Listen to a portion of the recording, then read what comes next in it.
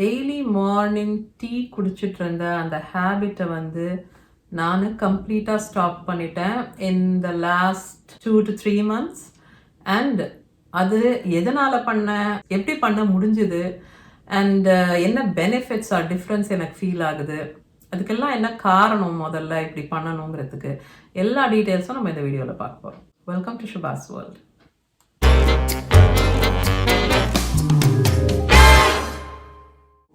இப்போ shout out time.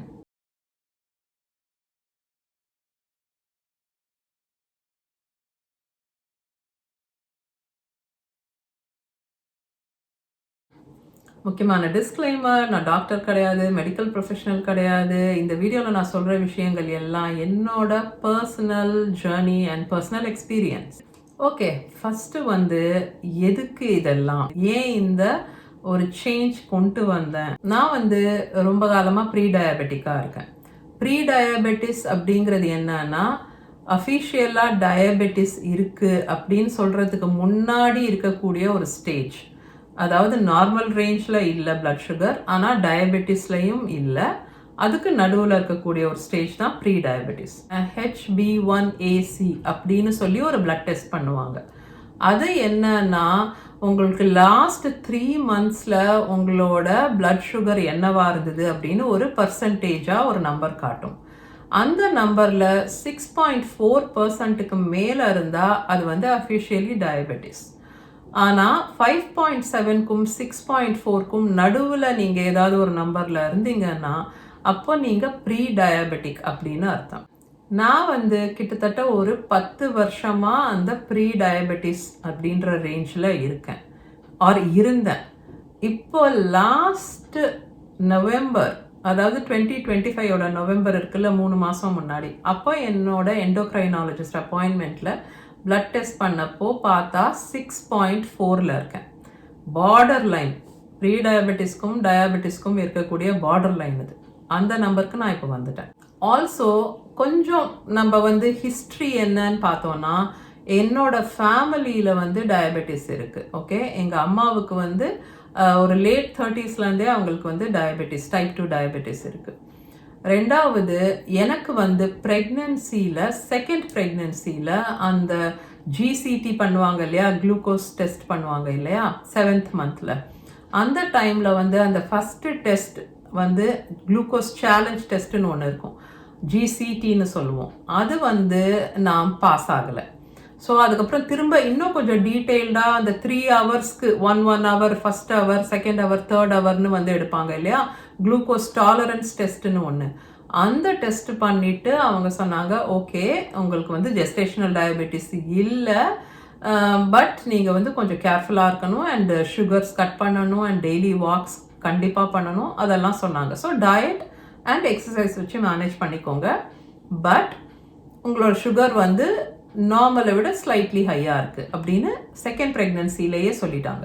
So இதுதான் வந்து பேக்ரவுண்ட் ஸ்டோரி. செகண்ட் ப்ரெக்னென்சி முடிஞ்சு இப்போது 18 years ஆயிடுச்சு. அண்ட் கிட்டத்தட்ட ஒரு லாஸ்ட் 10 years-ஆக நான் வந்து அந்த ப்ரீ டயபெட்டிஸ்லேயே இருந்தேன். நடுவில் 1 வருஷம் மட்டும் அந்த ப்ரீ டயபெட்டிஸ்லேருந்து நார்மல் ரேஞ்சுக்கு வந்தது. அந்த டைம் வந்து நான் ரொம்ப சின்சியராக டெய்லி எக்ஸசைஸ் பண்ணிகிட்டு இருந்தேன். பட் அதுக்கப்புறம் திரும்ப கொஞ்சம் அதெல்லாம் வந்து கம்மியாயிடுச்சு. சாட்டர்டே சண்டேலாம் ஒன்றும் பண்ணுறதில்ல. ஒரு 4 நாள் 5 நாள் ஒரு வாரத்தில் எக்ஸசைஸ் பண்ணுறேன்.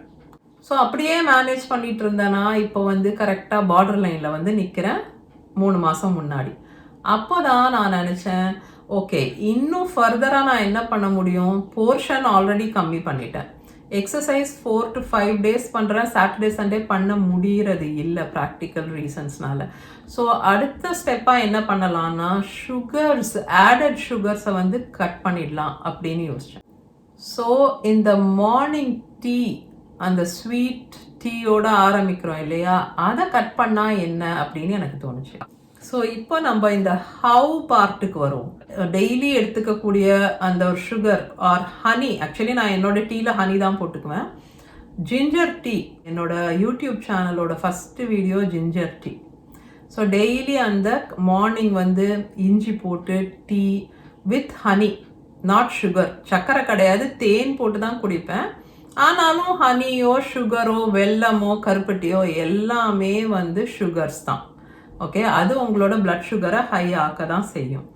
ஸோ ஹனி போட்டு குடித்தாலும் அந்த ஸ்வீட் டீ மார்னிங் எடுத்துக்கிறத நம்ம அவாய்ட் பண்ணலாம் அப்படின்னு நினச்சேன். காஃபி வந்து நான் பெரிய காஃபி பர்சன் கிடையாது. அதுவும் இங்கே குடிக்கிறாங்க இல்லையா, அந்த மாதிரி காஃபியெல்லாம் எனக்கு தொண்டைக்கு கீழே இறங்கவே இறங்காது. நான் வந்து காஃபி எப்போவாவது எடுத்துக்கிட்டது எப்படின்னா, நல்லா சர்க்கரை போட்டு இன்ஸ்டன்ட் காஃபி வந்து நல்லா திக்காக அந்த மாதிரி தான் குடிப்பேன். அது ரொம்ப ரொம்ப ரொம்ப ரேர். ஒரு 3 monthsக்கு ஒரு முறை குடித்தாலே பெரிய விஷயம்.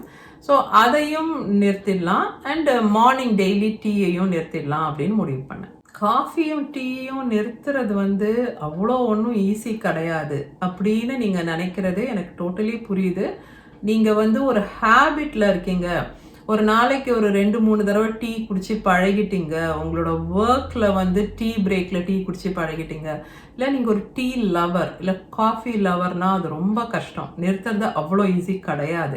இப்படி நினச்ச மாதிரி ஓகே நாளையிலேருந்து நோ டீ காஃபி அப்படிலாம் நிறுத்துறது எல்லாருக்கும் சாத்தியம் கிடையாது. எனக்கு ஏன் அது ஈஸியாக இருந்ததுன்னா, நான் வந்து கல்யாணம் ஆகிற வரைக்கும் டீயோ காஃபியோ குடித்தது கிடையாது. 23 வயசில் கல்யாணம், 22 வயசில் என்கேஜ்மெண்ட். அது மட்டும் பாலில் வந்து மால்டோவான்னு ஒரு ட்ரிங்க் இருக்கும் தெரியுமா நம்ம ஊரில், அந்த மால்டோவா சர்க்கரை எல்லாம் போட்டு தான் நான் பால் குடிப்பேன். அதுவும் வந்து சூடாக குடிக்க மாட்டேன், நல்லா ஆறுன அப்புறம் அப்படியே ஒரே மடக்கில் குடிச்சு முடிச்சிடுவேன். அந்த மாதிரி தான் என்னோட ஹேபிட். ஸோ கிட்டத்தட்ட 22-23 வயசு வரைக்கும் டீ காஃபியே குடிக்காமல் இருந்ததால் எனக்கு வந்து அந்த ஹேபிட்டே வந்து கல்யாணம் ஆனப்புறம் தான் வந்தது. என்னோடய ஹஸ்பண்ட்க்கு டீ போடும்போது நம்மளும் குடிக்கலாமே அப்படின்ட்டு அந்த மாதிரி குடிக்கிறது தான். ஸோ எனக்கு அது கட்டாயம் வேணும் அப்படின்ற ஒரு நிலைமை இல்லை. ரொம்ப விரும்பி நான் குடிக்கிறது கிடையாது. ஸோ அதனால் அதை நிறுத்திட்டாலும் அது ஒன்றும் பிரச்சனை கிடையாது, இட்ஸ் ஓகே அப்படின்ற மாதிரி தான் எனக்கு இருக்குது. ஸோ எனக்கு அந்த கிரேவிங் அந்த மாதிரிலாம் எதுவுமே கிடையாது. ஸோ ரொம்ப ஈஸியாக ஸ்டாப் பண்ணிட்டேன். கூடவே இன்னொரு விஷயம் பண்ணேன், அதையும் நான் இங்கே மென்ஷன் பண்ணுறேன். இந்த வீடியோக்கு சம்மந்தமான விஷயம் இல்லைனாலும் நம்மளுக்கு வந்து கார்பெல்லாம் கட் பண்ண முடியாது. சாதம் சாப்பிடணும், சப்பாத்தி சாப்பிடணும், பாஸ்டா சாப்பிடணும், அதெல்லாம் சாப்பிடாமலாம் இருக்க முடியாது. அதனால கொஞ்சம் ஏர்லியாக டின்னர் சாப்பிடலாம் அப்படிங்கிறதும் ஒரு சேஞ்ச் நான் கொண்டு வந்தேன். இன் ட்ரைங் டு ஹாவ் லைக் பெரிய ஃபாஸ்டிங் விண்டோ இருக்க மாதிரி. அதாவது ஒரு கொஞ்சம் ஏர்லியாக டின்னர் சாப்பிட்டுட்டு காலையில் வந்து நேராக பிரேக்ஃபாஸ்ட் சாப்பிடும்போது உங்களுக்கு ஒரு பெரிய பிரேக் கிடைக்குது உடம்புக்கு இல்லையா. இப்போ ராத்திரி ஃபார் எக்ஸாம்பிள் ஒரு 8 மணிக்கு டின்னர் சாப்பிட்றேன், ஃப்ரூட் சாப்பிட்றேன், 9க்குள்ளே முடிச்சிட்டேன்னு வச்சுக்கோங்களேன் நைட்டு எல்லாத்தையும் சாப்பிட்றதெல்லாம். அப்போ காலையில் ஒரு 9 மணிக்கு மேலே டிஃபன் சாப்பிடும்போது உங்களுக்கு ஒரு 12 hours உடம்புக்கு வந்து அந்த இன்டர்மீடியன்ட் ஃபாஸ்டிங் மாதிரி ஆகிடுது இல்லையா. ஸோ அதனால கொஞ்சம் டின்னரை வந்து ப்ரீபோன் பண்ணிக்கிட்டேன், கொஞ்சம் ஏர்லி ஆக்கிக்கிட்டேன். இப்போ நம்ம மோஸ்ட் இம்பார்ட்டண்ட் அண்ட் இன்ட்ரெஸ்டிங் பார்ட்டுக்கு வருவோம். இந்த 2-3 மாசமாக நான் இந்த சேஞ்சஸ் கொண்டு வந்தப்புறம் இந்த எவ்ரிடே டீயை கட் பண்ணிவிட்டு கொஞ்சம் டின்னர் ஏர்லியாக சாப்பிட்றேன் இல்லையா. ஸோ என்ன சேஞ்சஸ் இருந்தது அப்படின்னு சொல்லி நான் சொல்கிறேன். ஃபஸ்ட்டு சேஞ்ச் கிட்டத்தட்ட 2.5 kg வெயிட் வந்து கம்மியாச்சு. ரொம்ப காலமாக ஒரே ஸ்டாண்டர்ட் வெயிட்டில் இருந்தேன் நான், 64 kgயில். இப்போ வந்து 61-61.5 kg அந்த மாதிரி இருக்குது. வெயிட் ரெடியூஸ் பண்ணணும்னு நான் வந்து ஸ்பெஷலாக எதுவுமே பண்ணலை. மற்றபடி எல்லாம் சேம் ரூட்டீன் தான். அந்த டீ கட் பண்ணது, கொஞ்சம் ஏர்லியாக டின்னர் சாப்பிட்டது, இது 2 தான். ஆனால் ஆட்டோமேட்டிக்காக வெயிட் வந்து கிட்டத்தட்ட 2.53 kg கம்மியாயிடுச்சு இந்த லாஸ்ட் 3 monthsல. நைட்ஸில் வந்து எழுந்துக்கிறது, தூங்கும்போது எழுந்து அட்லீஸ்ட் ஒரு தடவை வாஷ்ரூம் போயிட்டு வர மாதிரி இருக்கும், ஒரு 3 மணி 3:30 மணி கிட்ட. அந்த மாதிரி இப்போ இல்லை. Most of the time through the night தூங்குறேன், ஏர்லி மார்னிங் ஒரு தடவை எழுந்துக்கிறேன், அந்த மாதிரி தான் இருக்குது. 3வது விஷயம், டியூரிங் த டே என்னோட எனர்ஜி லெவல் வந்து பெட்டராக இருக்குது. முன்னாடி எல்லாம் காலையில் எழுந்து டிஃபன் சாப்பிட்ட அப்புறமா அந்த டீ குடிச்சிட்டு டிஃபன் சாப்பிட்ட அப்புறமா காலையில் வந்து ஒரு மிட் மார்னிங் ஒரு 11 o'clock மாதிரி ஒரு சோர்வு ஒன்று வரும். பேசாமல் உட்காந்துக்கலாமா, எழுந்து லஞ்ச் பண்ணணுமா அப்படின்னு எந்த வேலையுமே செய்ய தோணாது. அந்த மாதிரி இப்போ இல்லை. இப்போ வந்து கொஞ்சம் பெட்டர் எனர்ஜி இருக்குது. காலையில் நேரத்தில் கொஞ்சம் கூட அந்த சோர்வு வரதில்லை. 4வது விஷயம், காலையில் அந்த டீ குடிக்கிறதாலேயே வந்து அடிக்கடி வந்து யூரின் போகணும் போல் ஒரு ஃபீலிங் இருக்கும், கிட்டத்தட்ட மத்தியானம் வரைக்கும் பார்க்கும்போது. ஸோ மார்னிங் எங்கேயாவது கிளம்பி நான் ஒரு க்ரோசரி பண்ண போகிறேன், ஒரு கடைக்கு போகிறேன்னா எனக்கு வந்து ஓகே யூரின் பாஸ் பண்ணணும் போல் ஃபீலிங் இருக்கும். அந்த மாதிரி அந்த அந்த ஃப்ரீக்வெண்ட் யூரினேஷனோட அந்த ஃபீலிங்கே இல்லை இப்போது அந்த டீ நிறுத்தினதுல இருந்து. நெக்ஸ்ட் 6th பாயிண்ட்னு நினைக்கிறேன், skin is better. So skin வந்து எப்போ பாரு பிம்பிள்ஸ் வந்துட்டே இருக்கிறது எனக்கு எப்போவுமே இருந்தது, ரைட்? த்ரூ அவுட் என்னோட கல்யாண ஃபோட்டோ, அந்த என்கேஜ்மெண்ட் டைம்லாம் அவ்வளோ பிம்பிள்ஸ் இருந்தது. ஸோ அந்த ஹார்மோனல் ஆக்னேன்னு சொல்லுவாங்கல்ல, அந்த ப்ராப்ளம் எனக்கு இருக்குது. ஸோ ஸ்கின் கிளியராக இருந்ததே கிடையாது. எப்போவுமே எங்கேயாவது ஒரு பிம்பிள் ஒன்று வந்துட்டே இருக்கும். ஒன்று போய் சரியாகிறதுக்குள்ளே அடுத்தது வந்துடும். ஸோ ஃபேஸில் வந்து எப்பவும் ஆக்னே இருந்துகிட்டே இருந்தது. பட் இப்போ ஸ்கின் வந்து கொஞ்சம் கிளியராக இருக்குது.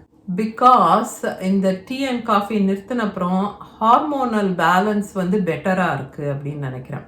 ஸோ அதுதான் ரீசன் இந்த ஹார்மோனல் ஆக்னி வந்து வராமல் சப்ரஸ் ஆகிருக்கு அண்ட் ஸ்கின் வந்து கொஞ்சம் கிளியராக இருக்குது.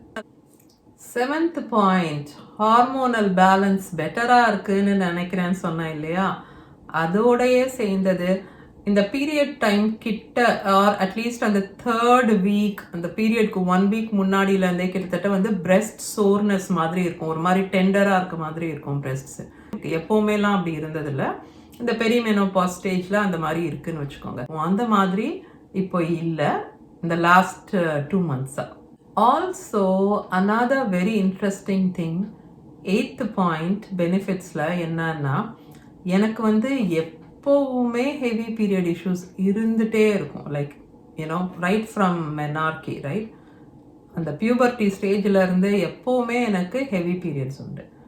பட் இந்த லாஸ்ட் சைக்கிள் மட்டும், அதாவது இந்த போன மாதம் மட்டும் என்னோட வந்து அந்த ஹெவினஸ் ஆஃப் த பீரியட் வந்து கொஞ்சம் லைட் ஆகிருக்கு. இது வந்து ஒன் ஆஃப் திங், அதாவது இந்த திடீர்னு ஏதோ இந்த ஒரு மாதம் மட்டும்தான் அப்படி கூட இருக்கலாம், எனக்கு தெரியல. இனி வர்ற டைமில் இனி நெக்ஸ்ட் பீரியட் அதெல்லாம் பார்த்தா தான் என்னால் இந்த பாயிண்ட் மட்டும் கேரண்டியாக சொல்ல முடியும்.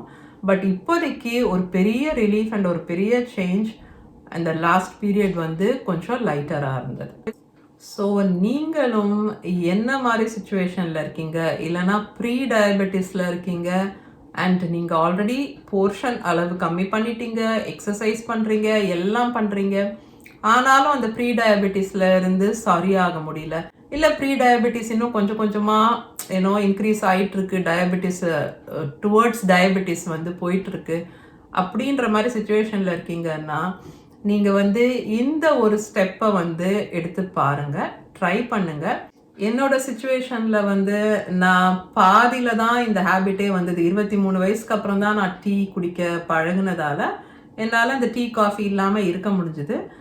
பட் நீங்கள் முடிஞ்சால் ட்ரை பண்ணுங்கள், ஏன்னா இதனால் அவ்வளோ பெனிஃபிட்ஸ் எனக்கு ஃபீல் ஆகுது. இது வந்து நான் இனிமே ஃபார் எவர் கண்டினியூ பண்ண போகிறேன் இந்த ஹேபிட்டை. பிகாஸ் எனக்கு நிறைய சேஞ்சஸ் தெரியுது, நல்ல இம்ப்ரூவ்மெண்ட் தெரியுது, பெட்டர் எனர்ஜி இருக்குது and more then any thing என்னோடய பீரியட்ஸ் லைட்டாக இருக்குது. அது வந்து எனக்கு ஒரு பெரிய ரிலீஃபாக இருந்தது. So I am so impressed இந்த சேஞ்சஸ் பார்த்து and I am very much encouraged and motivated. So நான் கண்டிப்பாக திரும்ப டீ ஆர் காஃபி குடிக்க போகிறது கிடையாது. இந்த சேஞ்ச் வந்து டெஃபினட்டாக அப்படியே நான் கண்டினியூ பண்ண போகிறேன். அண்ட் என்னோட அடுத்த எண்டோக்ரைனாலஜிஸ்ட் அப்பாயின்மெண்ட் அடுத்த நவம்பர் இருக்குது, அதாவது 2026 நவம்பரில் தான் என்னோட அடுத்த அப்பாயின்மெண்ட் இருக்குது. அந்த டைமில் நான் வந்து அப்டேட் பண்ணுறேன் உங்களுக்கு என்னோட ப்ரீ டயபெட்டிஸ் சுச்சுவேஷன் எப்படி இருக்குது அப்படின்ட்டு. ஆல்ரைட், ஸோ அதோட நம்ம வீடியோட எண்டுக்கு வந்துட்டோம். வீடியோ யூஸ்ஃபுல்லாக இருந்ததுன்னா கண்டிப்பாக லைக் பண்ணிவிட்டு ஷேர் பண்ணுங்கள்.